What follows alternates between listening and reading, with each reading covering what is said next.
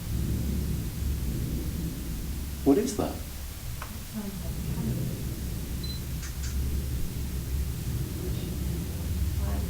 Why are there cannons? You don't see what that is. What is that banging? Seriously? I sound very frightened, don't I? The cannon. But anyway, yeah, it was the loudest thing. That really doesn't cover it, because when you were down there, it sounded as though there was someone firing cannons. And then when we asked later what it all might have meant, they actually said, well, do you know when you were in there, you were in the armory. You were in the place where they actually fired the cannons for the ships coming in during the War of the Roses or whatever it was. I'm not great at history. That's Izzy's job. But yeah, it was fascinating, and it was loud, and it was the loudest thing, and no one would explain it. It wasn't fireworks. Everyone swore blind upstairs that they didn't hear it and they weren't making that sound, so there was that. But my favourite bit of evidence might be this last one. We were doing the tour, Psychic and Science. We went to Aberdeen, Inverness, and it was great. The whole audience were into it. The audience were getting involved and really committed to it, and they were doing a seance. And during the seance, the psychic was going, I'm getting this sense of a girl. Before this theatre was built, I get this sense as a girl who used to play here, and she died on the self-same spot.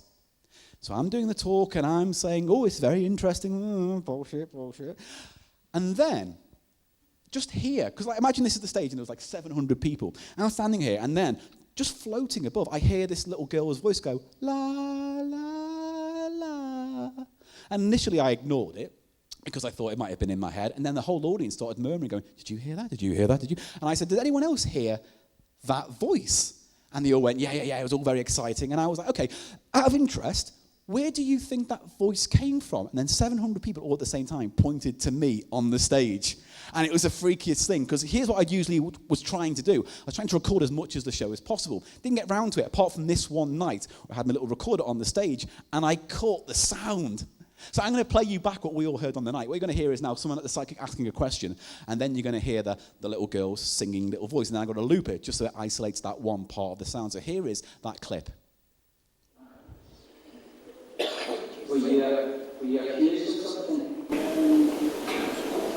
Did you do it?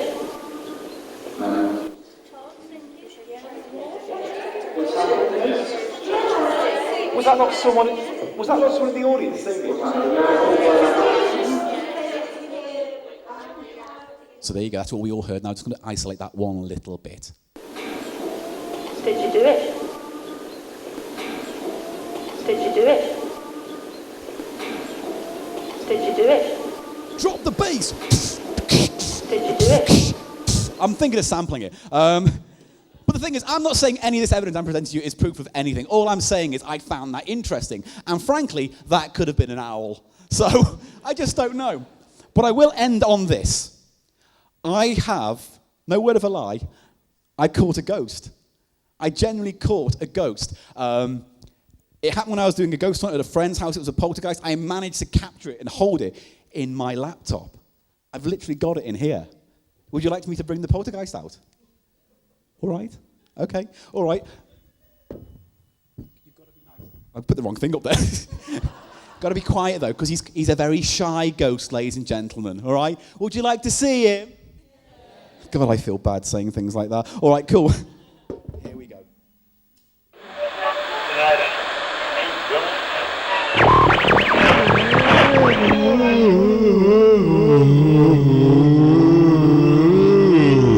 Remain seated, foolish mortals. I am an evil poltergeist. I have broken through from beyond the grave to tear your souls apart.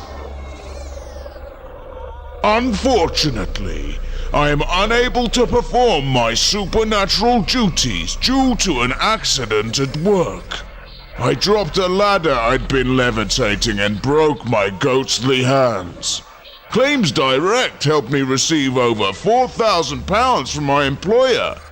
And with that money, I've been able to hire some home help. This is Nigel, my home help from hell. Without any further ado, let the horrors commence. See me somehow move these books. Are you scared? Now, shiver in one of my unexplained cold spots. Now, look on in terror as I smash this priceless plate into smithereens. See me smash this plate! Oh, just leave it, Nigel. Oh, epic fail, Nigel. Finally, witness me deliver one of my trademark petty physical assaults. Oh, just do it, Nigel! Yes! Right in the face! I am out of here!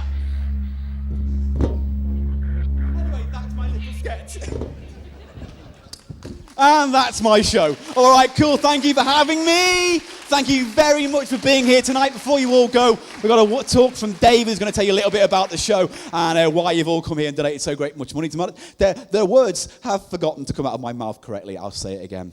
David will come onto the stage in a moment and tell you about the charity and the money that you've put into towards tonight. And I think that was a sentence, and I'm out of breath because I did 5 seconds of physical fucking activity, apparently. So, good. Is David here? I'll get you right there. Sorry, you explain it because I'm about to have a stroke. Right. Thank you.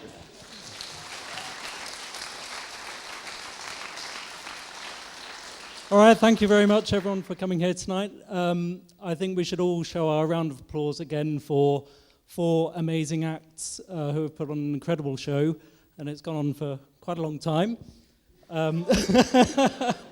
Especially given that we've lost 2 of our acts, which is a tremendous shame.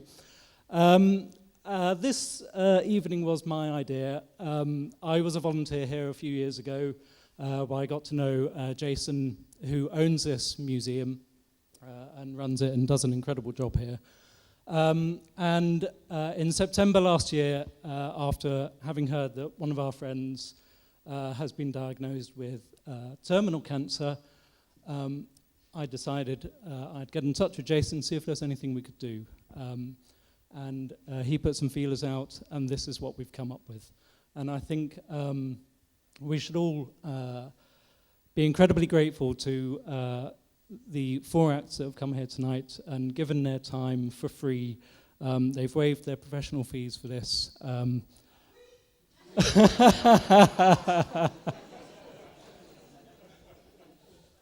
I forgot to tell them that one. And thank you to Jason for letting us host this show here. That's been absolutely fantastic, and I think we should all show our appreciation to Jason in the usual way.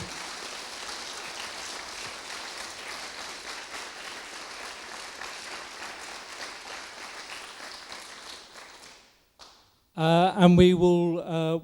This show has been going out live tonight, and there will be a recording which you can all watch later on the Centre's YouTube channel. So I hope you've enjoyed it. And we've got a Facebook page for this event, and we'll put a link to that. I think a lot of you have connected on there already. And we might, we'll have a word with the acts after and see what shows they've got coming up. We'd like to encourage you all to go and support them and go and see some of their shows because they've been absolutely brilliant. And I think we should try and give something back to them. So I'm not going to go on any longer unless there's anything I've missed, Andrew. Yeah, so we're going to have a raffle. We were going to do it at 9. It's now 9:30. So we'll give you... I need to go and find a bucket anyway to put these raffle tickets in. And we'll give you 10 minutes. I also need to go to the loo. And we'll run the raffle in 10 minutes' time. And if you want to buy any more raffle tickets, we've got a book full of tickets still to be sold.